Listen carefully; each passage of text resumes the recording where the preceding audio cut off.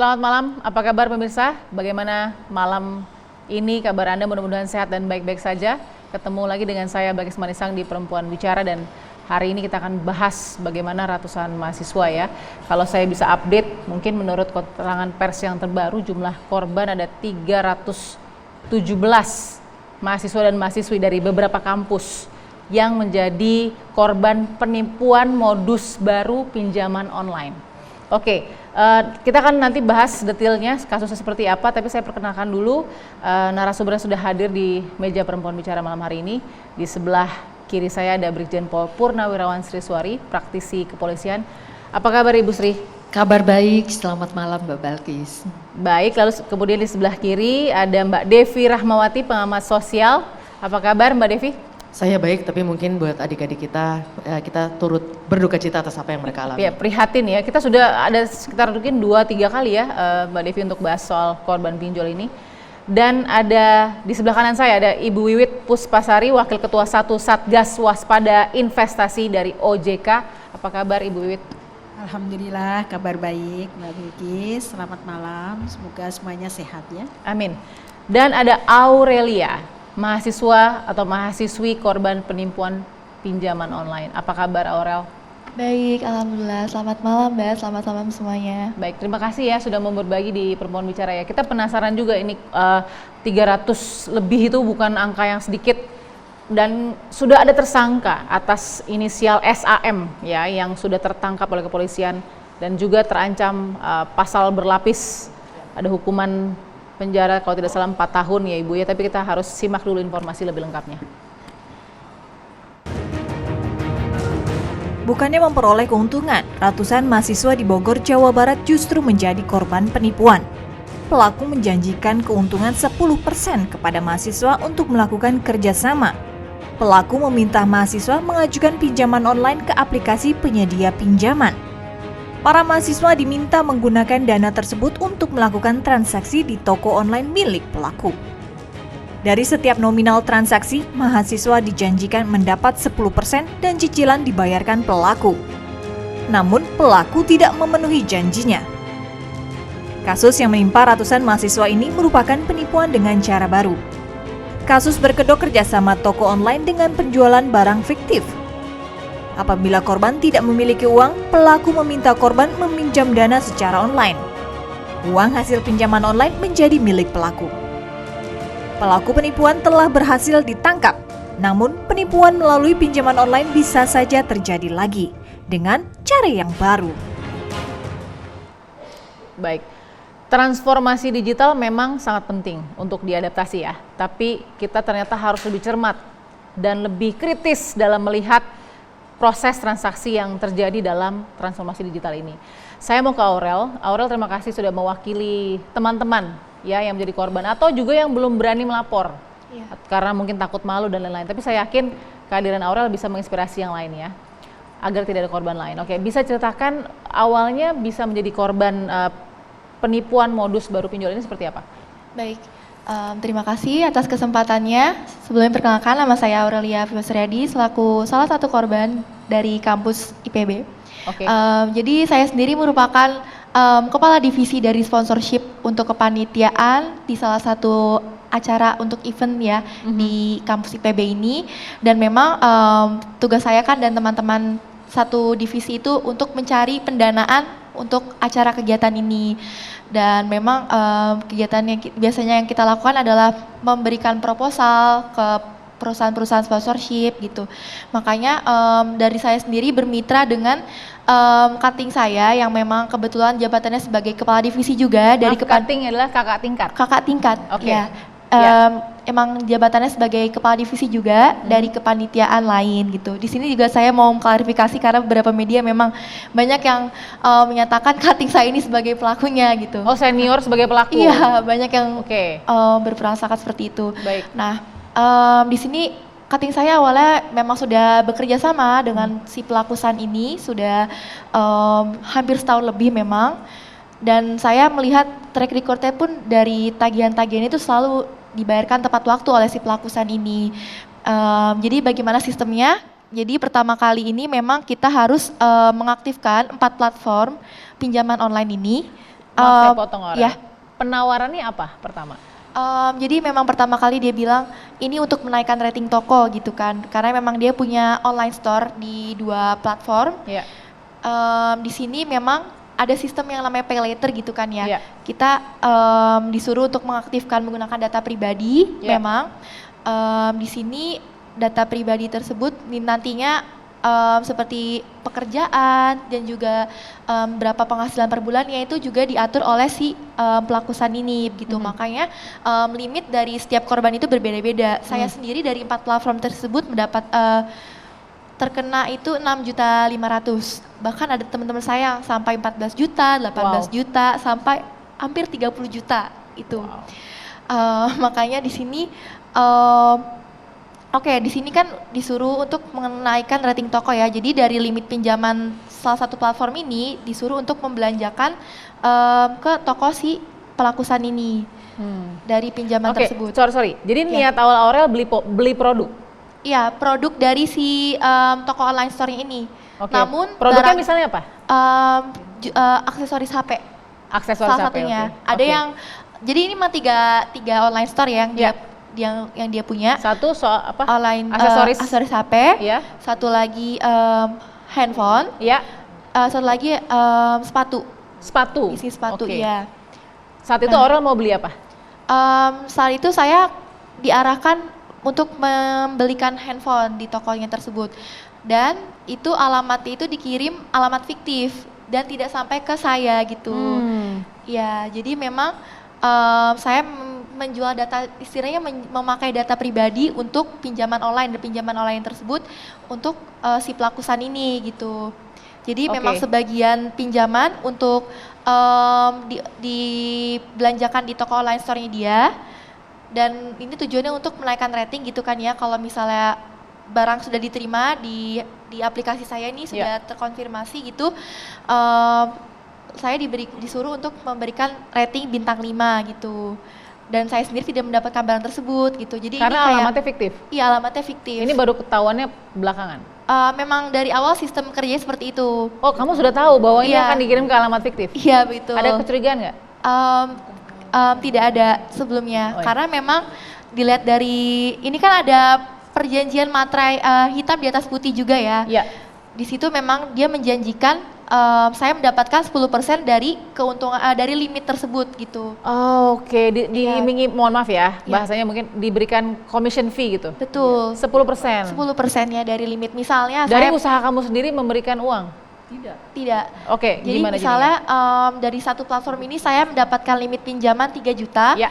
berarti yang saya dapatkan adalah 300.000. Oke, gitu. oke. Dan itu semua keuntungan tersebut dikumpulkan dan memang untuk pendanaan project sponsorship ini gitu, project untuk event di kampus kami gitu. Baik, lalu kemudian tahu itu penipuan seperti apa?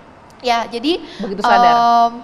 memang ini kan saya melihat dari kenapa saya bisa berani, karena ini emang ada hitam di atas putih bermaterai, dan melihat dari cutting-cutting saya juga lancar-lancar saja si beliau ini memang membayar tepat waktu gitu kan ya, sesuai dengan MOU. Ya. Dan saya sendiri mulai kerja sama itu di bulan Agustus. Di bulan September itu tanggal jatuh tempo masing-masing dari teman-teman saya. Ya. Tanggal 25 September itu saya ingat banget. Jadi di tanggal 22-nya memang saya dan teman-teman sudah mengingatkan beliau, pelaku usaha, untuk membayar tagihan tersebut. Jadi kita mengingatkan lewat chat gitu kan, mohon maaf Kak, ini di tanggal 25 waktunya untuk membayar tagihan di angsuran pertama gitu kan. Dan dia bilang oke, tanggal 25 ya. Dan di tanggal 25 ditunda lagi di akhir bulan, ditunda lagi di awal bulan, sampai seterusnya hingga saat ini gitu kan. Makanya dari sini saya mulai merasa janggal kenapa di bulan-bulan ini dia selalu menunda-nunda mengulurkan waktu gitu kan. Sementara dari saya sendiri belum mendapatkan 10% keuntungan itu sama sekali. Dari bulan Agustus? Iya, dari bulan Agustus itu. Sementara di MOU memang seharusnya saya mendapatkan keuntungan di awal angsuran. Jadi setelah limit pinjamannya cair, saya langsung mendapatkan 10% yang tersebut, dan dia berjanji juga akan membayar sesuai dengan tepat waktu gitulah ya. Oke, baik. Setelah itu baru sadar ada kejanggalan karena ada penguluran waktu jatuh Iya, tempo, ya, pembayaran sampai jatuh tempo ya bulan-bulan, beberapa iya, kali. Dan akhirnya memutuskan untuk melapor, kenapa?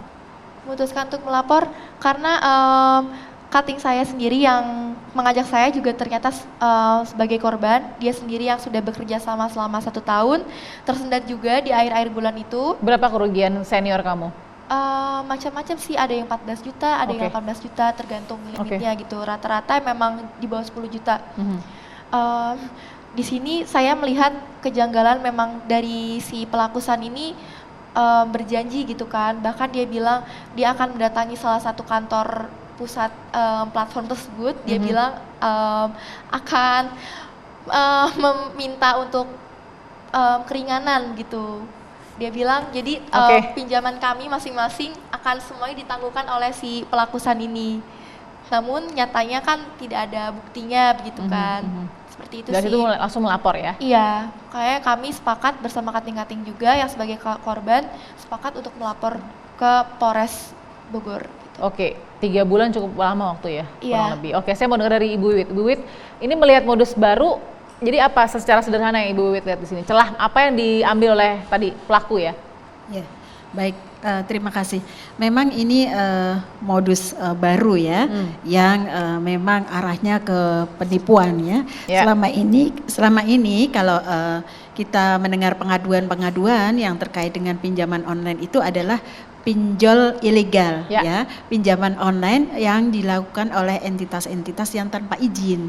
Nah, kalau yang ini kan ada perusahaan pembiayaan ya, ada P2P lending yang memang berizin, tetapi memang diawali ada seperti rekayasa ya yang arahnya ke penipuan, dan memang ini pemilihan objeknya juga hal yang baru ya, di mana biasanya kan menyasarnya masyarakat terutama ibu-ibu gitu ya. Nah, ini justru menyasarnya adalah justru anak-anak yang ada ya, anak-anak yang ada di kampus gitu ya, ada di kampus, apalagi di Bogor IPB besar. Nah, ini juga merupakan modus baru yang harus kita cermati.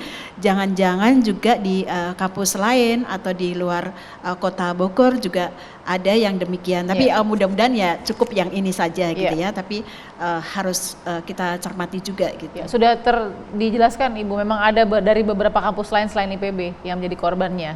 317 kurang lebih. Oke, jadi ini modus baru, jadi belum ada sama sekali Satgas juga menemukan. Ya, sejauh ini yang diterima oleh Satgas terkait dengan pengaduan itu memang biasanya modus penagihan yang dilakukannya tidak sesuai ketentuan, atau tadi yang pinjol ilegal atau investasi ilegal seperti itu. Oke, baik, kita akan sambung. Saya mau dengar bagaimana Ibu Sri dan juga Mbak Devi ya mencermati ini sesaat lagi di Perempuan Bicara.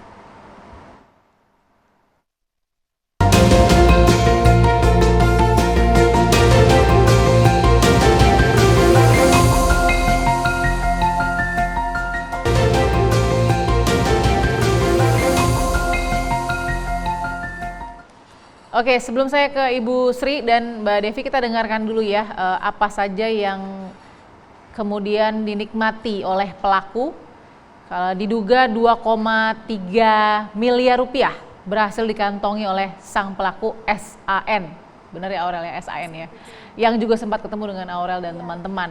Seperti ini yang dibelanjakan oleh SAN. Kejahatannya sebagian digunakan oleh pelaku untuk kebutuhan pribadinya, kemudian sebagian lagi digunakan oleh si pelaku untuk membeli kendaraan bermotor, dan sebagian lagi juga untuk menutupi utangnya ya, korban sebelumnya, dari korban-korban sebelumnya. Jadi gali lubang tutup lubang. Baik, saya mau ke Ibu Sri. Ibu Sri melihatnya seperti apa Bu, modus baru ini adik-adik kita menjadi korban? Ya, betul, ini modus baru. Hampir semua kita melakukan transaksi untuk kebutuhan kita lewat e-commerce. Nah, ini dimanfaatkan kebetulan juga rekan-rekan si Aurel dan teman-teman ini membutuhkan pembiayaan. Maka mereka secara bersama-sama merekayasa. Ini ada sebuah praktek kebersamaan yang tanpa disadari oleh adik-adik kita, oleh anak-anak kita. Si pelaku melibatkan adik-adik yang mahasiswa ini untuk mengakali si pemberi pendana atau si pendana. Nah, pertanyaan saya, ketika 300 sekian orang, si pendana apa ia tidak mencurigai? Nah ini menjadi perhatian juga. Tidak mencurigai, di mana aspek kehati-hatian dia? Kapan mulai macet? Katakan mulai macet di bulan Agustus. September. September. September, setelah September masih ada yang masuk lagi enggak? Kalau dari saya pribadi tidak. Nah, September nanti terakhir ya? nanti itu menjadi bagian dari penelusuran kepolisian. Kalau masih bisa masuk lagi, ini patut diduga gitu. Kenapa ketidakhati-hatian lalu melihat nasabah ini kok dalam satu komunitas, Betul. kok kepada toko itu hebat sekali toko ini untuk satu komunitas. Nah, mereka kan punya relasi. Kita punya dompet digital, lalu di situ ada pay letternya, gitu kan? Pay letternya dia kan bisa mengakses apakah saya memang sebelumnya sudah berbelanja di situ, Betul. langganan di situ. Nah, ini menjadi kompleks. Menurut saya pelaku luar biasa ya, mengambil cendekia-cendekia muda kita ini, diajak serta dan dengan mudah pelaku menjadikan mereka sebagai marketing juga untuk menarik teman-temannya sehingga dengan mudah dia mendapatkan pelanggan yang cukup banyak dalam waktu yang tidak terlalu jauh. Walaupun gitu. resiko besar, resiko ketahuan besar. Nah ini larinya nanti mungkin kajian psikologi yang bisa menjelaskan bagaimana pelaku itu begitu berani melakukan hal ini dan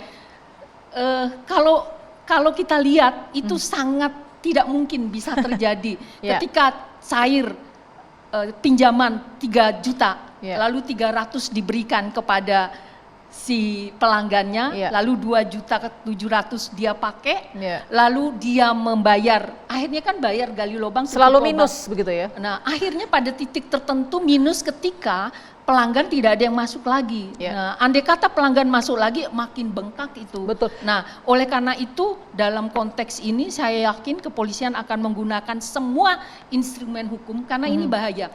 E-commerce ini menjadi satu kebangkitan ekonomi kita yang memberikan ruang-ruang gerak bagi UMKM untuk memasarkan. Nah, ini jangan sampai citra buruk satu orang akhirnya mempengaruhi orang menjadi ragu, termasuk pendanaan ini sebenarnya ini juga menjadi bagian dari pemutar ekonomi kita, rekan-rekan pendana ini. Nah, oleh karena itu saya yakin pihak kepolisian tidak akan menerapkan hanya satu pasal, tapi akan melakukan pasal yang maksimal. Contohnya, tidak hanya menggunakan pasal 372, 378, tetapi juga nanti kalau memang rangkaian transaksinya terlihat dengan jelas dan ada penyisihan uang-uang ini ke hal-hal yang tertentu, maka Undang-Undang PTPPU akan menjerat dia 15 tahun. Oke, masuk akal analisa yang diberikan Ibu Sri karena memang tadi ya, ini kan sebenarnya tinggal menunggu waktu untuk tertangkap atau dilaporkan. Masuk akal juga karena 300 lebih Ibu Sri korbannya. Oke, saya mau nanya ke Mbak Devi. Mbak Devi, oke, adik-adik mahasiswa melihat mereka mencoba untuk tadi mendapatkan pendanaan ya untuk project sponsorship kalau nggak salah ya. Ini sebenarnya maksudnya mulia, tapi kemudian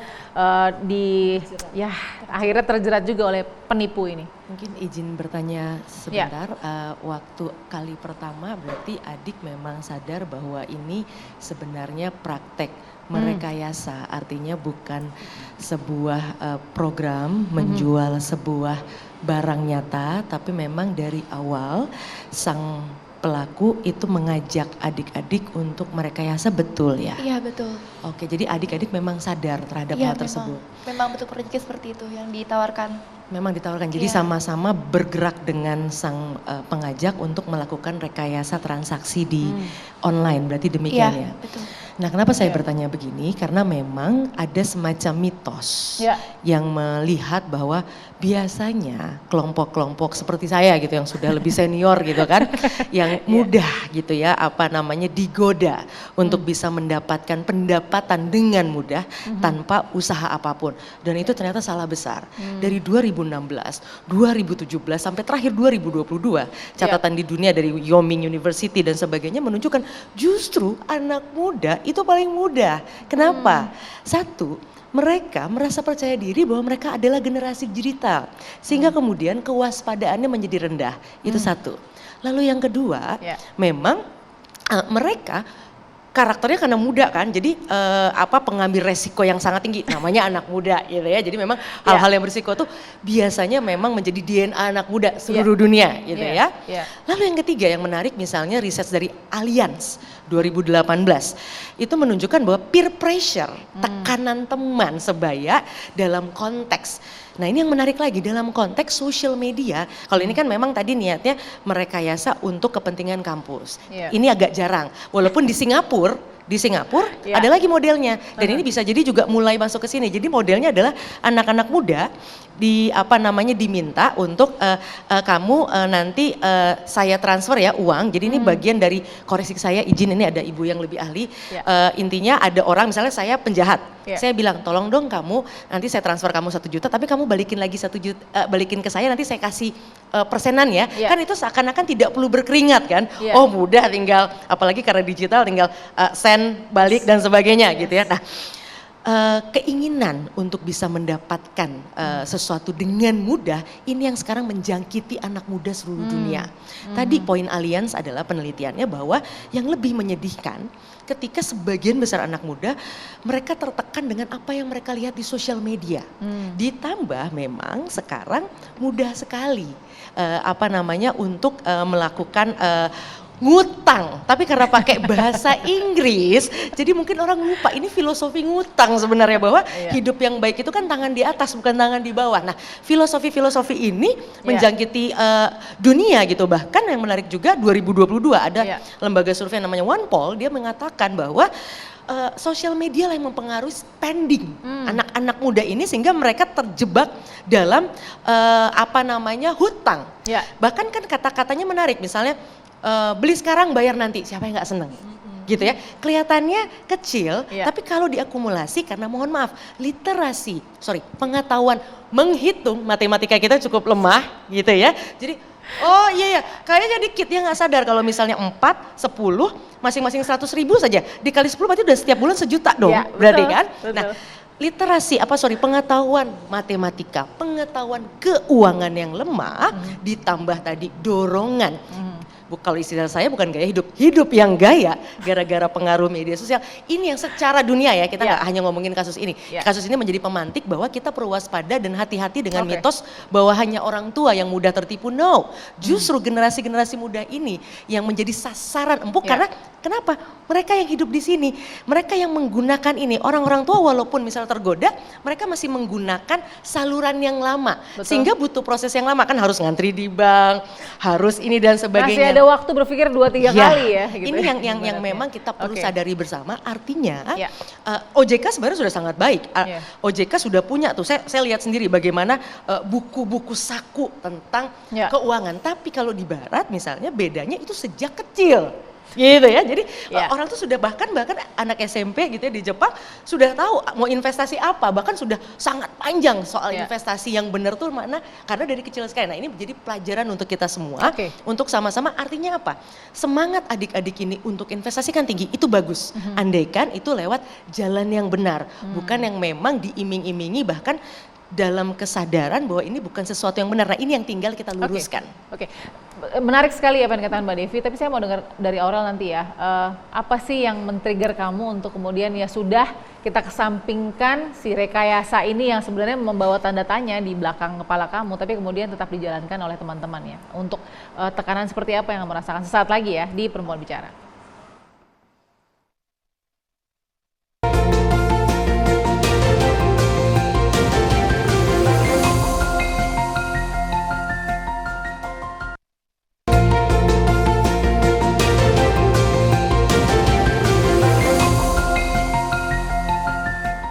Baik, terima kasih Anda menyaksikan Perempuan Bicara. Saya langsung ingin mendengar jawaban Aurel, karena tadi saya bertanya, kira-kira apa sih yang membuat mungkin di benak Aurel mengenyampingkan gitu ya, sedikit. Tadi kan Mbak Devi sudah bilang ya, sudah tanya, sempat ada penawaran untuk merekayasa transaksi gitu. Nah, ada kecurigaan atau kamu memang menyampingkan itu karena tekanan harus seperti apa, silakan. Ya. Baik. Dari awal memang sebenarnya saya sadar ini memang bentuk proyeknya adalah rekayasa gitu kan ya. Saya sendiri sebenarnya tidak ada paksaan dari manapun, memang yang namanya kita sebagai panitia acara ingin memaksimalkan acara tersebut gitu kan, makanya terutama pendanaan kita mencari dana sebanyak-banyaknya begitu. Salah satunya karena makanya melihat wah dari review-review sebelum-sebelumnya memang ini kan sudah lancar-lancar gitu kan ya, dan ini aku berani juga karena wah di MOU gitu kan ada tanda tangan hitam di atas putih gitu, jadi yang mana berarti ini kan formal gitu ya. Terus di sini juga saya sendiri tergiur karena memang keuntungan yang diperoleh pun besar dibanding dengan proyek sponsorship lainnya, dan memang ini tidak membutuhkan tidak melibatkan banyak orang untuk mengikuti proyek ini gitu. Sementara kalau dari saya sendiri juga mengejar target gitu kan, misal acaranya di bulan apa, jadi sebelum itu memang harus bisa mengumpulkan uang sekian gitu. Nah untuk senior-senior juga gimana? Pressure mereka sekarang kondisinya gimana dengan kejadian seperti ini?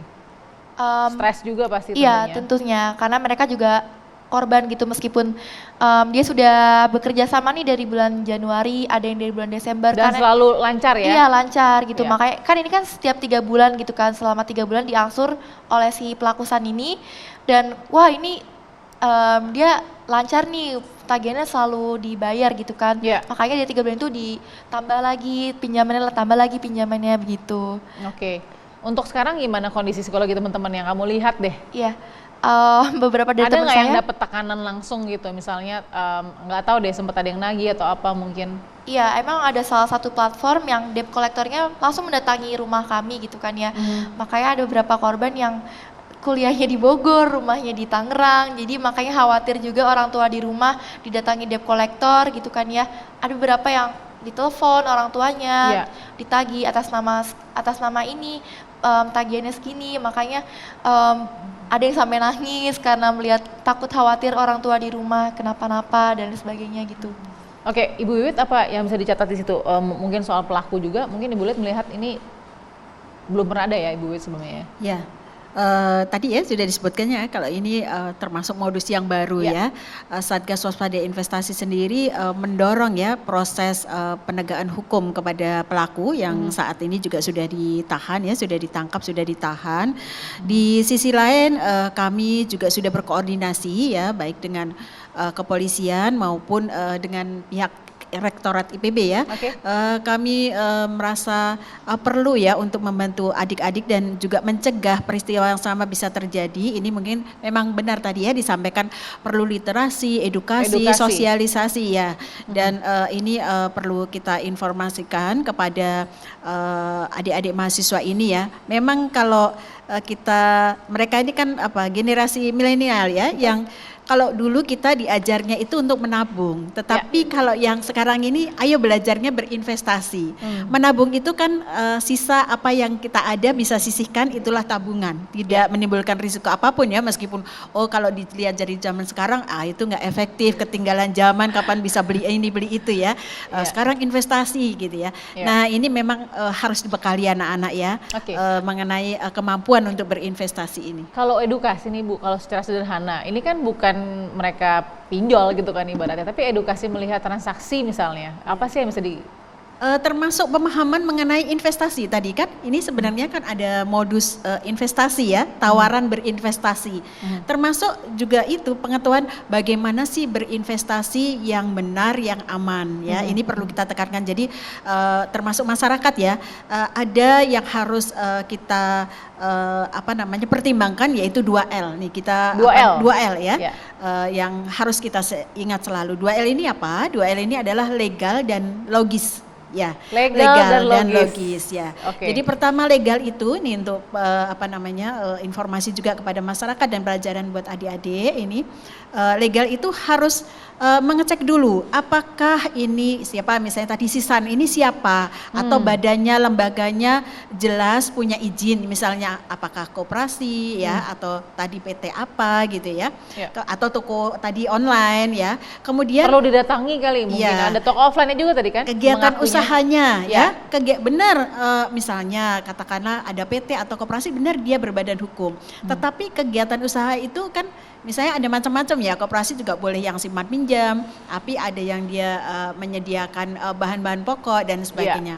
Lalu sudah ada badan usahanya legal, kegiatan usahanya legal gitu ya.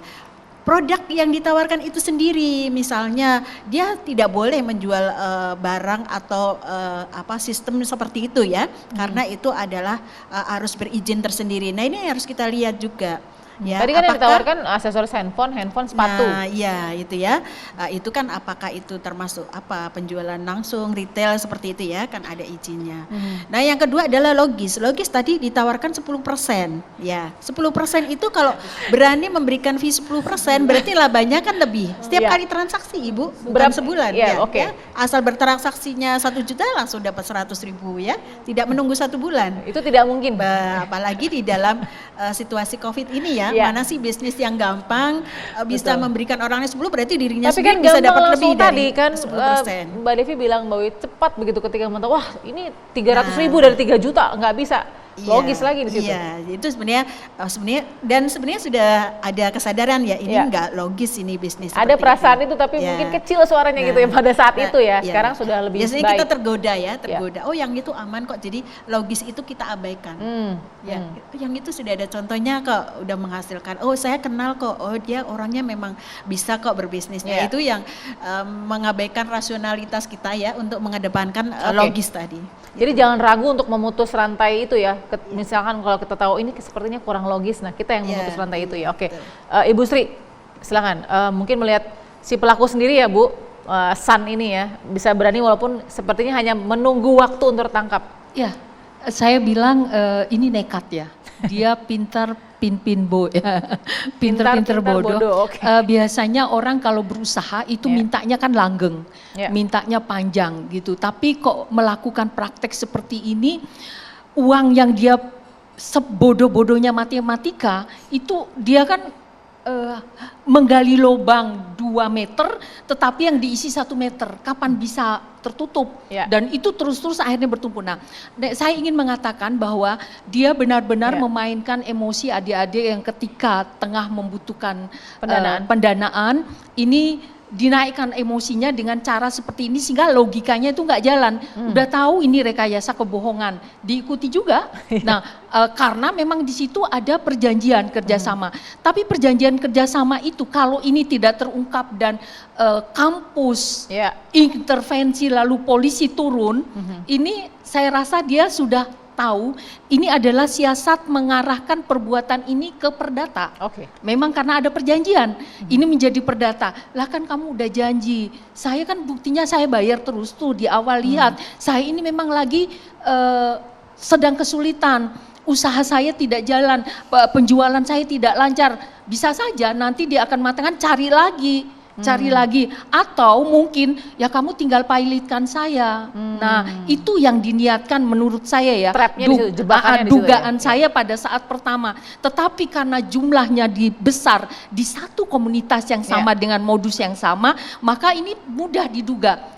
Ini bukan persoalan perjanjian kerjasama, investasi, apapun namanya. Ini adalah praktek tipu muslihat yang dilakukan oleh si pelaku. Tapi San sendiri gak sindikat Ibu dengan dia hebat seperti ini? Kalau menurut saya San ini adalah orang yang memang sudah terjebak dalam gaya hidup atau hidup yang bergaya tadi ya, hidup yang bergaya sehingga hidup yang gaya ya. Hidup yang gaya. Kita tadi mendengarkan apa yang disampaikan oleh Aurel bahwa pertemuan pun di kafe, dia sangat meyakinkan ya inilah memang penipu, supaya Aurel percaya dan teman-temannya percaya, Aurel pun bisa menjerat lagi korban-korban baru, mengajak temannya. Bukan gitu menjerat kamu menipu ya.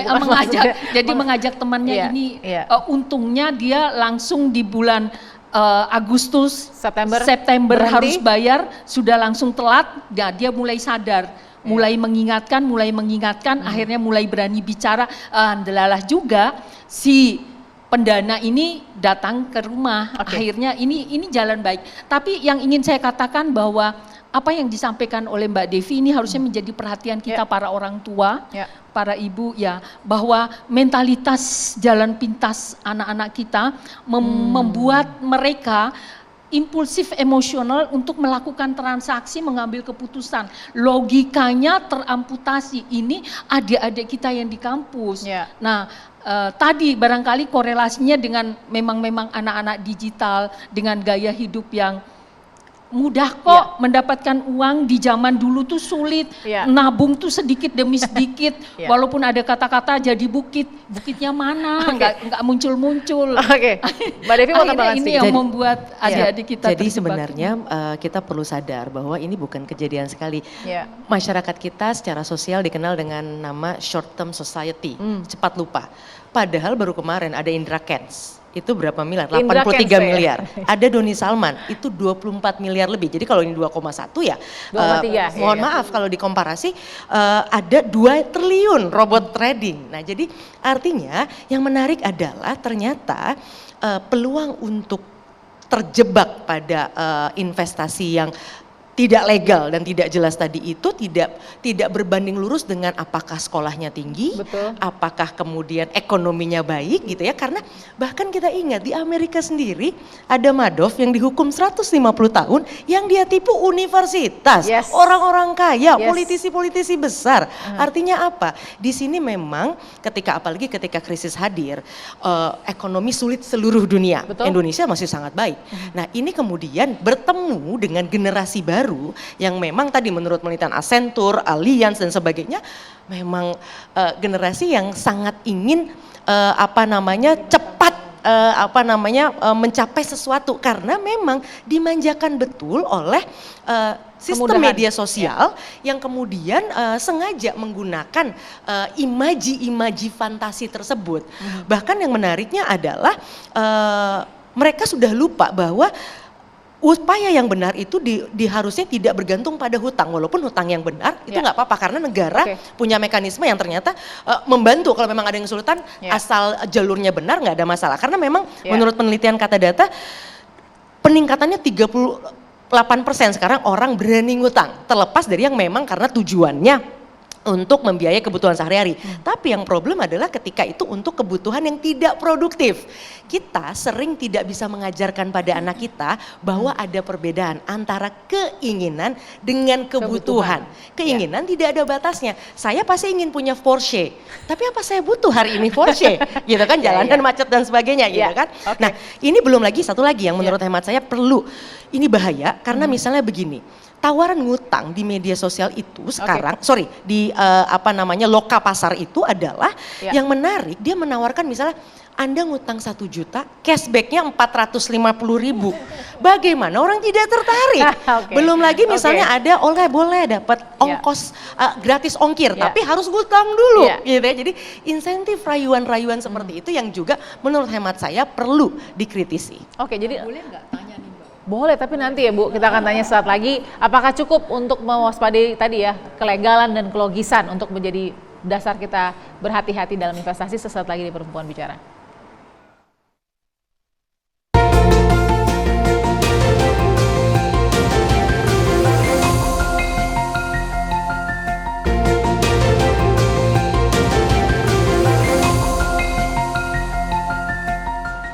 Baik, kita sampai di segmen terakhir Perempuan Bicara.